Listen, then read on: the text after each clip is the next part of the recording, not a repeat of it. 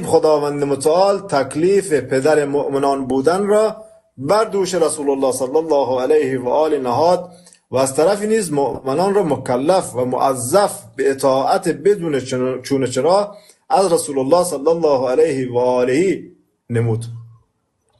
آنگونه که از پدر خود اطاعت میکنند. و رسول الله صلی الله علیه و آله نیز امیر المؤمنین شاه ولایت علی ابن ابی طالب سلام الله علیه را نیز چون خود پدر مؤمنان قرار داد، تا اینکه این ولایت یکی پس از دیگری به ائمه امامان دیگر علیهم السلام منتقل گردد.